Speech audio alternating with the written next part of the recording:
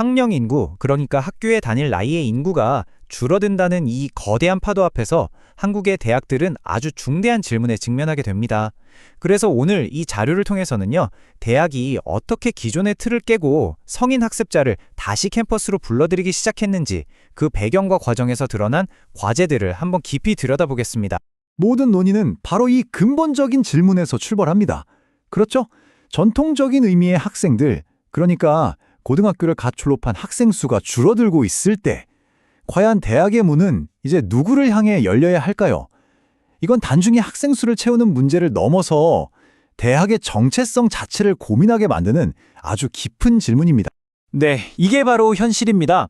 고등학교 졸업생 수가 눈에 띄게 줄면서 정말 많은 대학이 정원을 채우지 못해서 생존 자체를 위협받는 상황에 처했어요.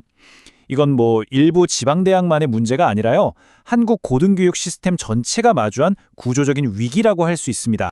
그런데 위기는 또 다른 기회라고 하죠. 대학들은 이 절박한 상황 속에서 새로운 길, 새로운 활로를 찾아 나서기 시작했습니다. 그리고 그 해법은 놀랍게도 캠퍼스 밖, 바로 우리 사회에 있었습니다. 맞습니다. 더는 10대 후반에서 20대 초반의 학생들에게만 기댈 수는 없었던 거죠. 살아남기 위해서 대학의 시선은 자연스럽게 이미 사회에 진출해 있거나 혹은 새로운 경력 전환을 꿈꾸는 성인 학습자들에게로 향하게 됐습니다. 자, 그래서 정부와 대학이 손을 잡고 평생교육이라는 이름 아래 하나의 거대한 실험을 시작하게 됩니다. 이건 그냥 교양 강좌 몇 개 여는 그런 수준이 아니고요. 아예 성인들을 위한 정식 학위 과정을 만드는 굉장히 시스템적인 변화의 시작이었습니다. 이 실험이 어떻게 진행됐는지 한번 볼까요? 2008년 이후부터 정부가 평생교육 정책을 본격적으로 추진하기 시작했고요.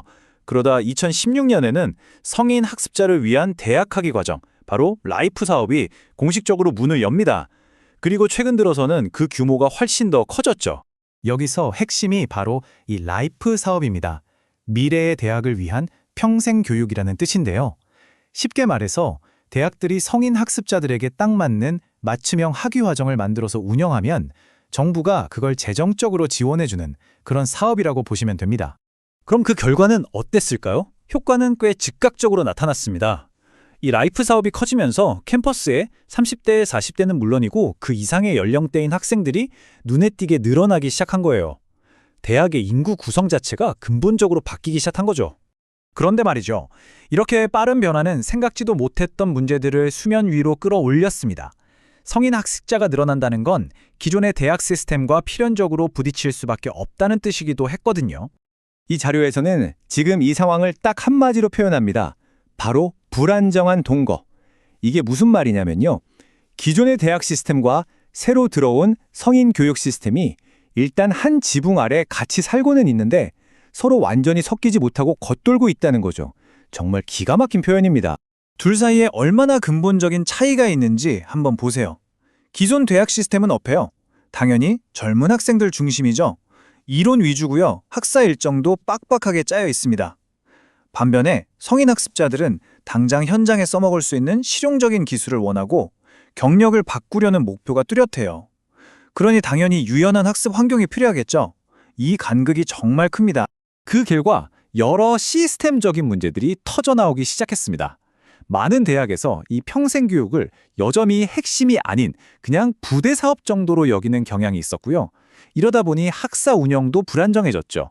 성인 학습자들을 위한 실질적인 지원은 부족했고 교육 내용도 진짜 역량을 키워주기보다는 그냥 학위 하나 주는 데에만 집중하는 경우가 많았습니다. 기존 시스템과의 충돌은 어쩌면 당연한 결과였을지도 모릅니다. 이 모든 과정을 겪으면서 우리는 훨씬 더 근본적인 질문을 던지게 됩니다. 과연 평생교육은, 그리고 대학은 무엇을 위한 걸까요? 자, 이 질문이 바로 이 모든 논의의 핵심입니다. 여러분은 어떻게 생각하세요? 평생교육이라는 게 단순히 학생 수가 줄어서 생긴 재정 위기를 막기 위한 임시 방편일까요? 아니면 이 사회 변화에 발맞춰서 대학의 역할과 본질 자체를 완전히 새롭게 바꿀 수 있는 엄청난 기회일까요? 결국 이 거대한 실험이 마주한 궁극적인 과제는 바로 이것입니다.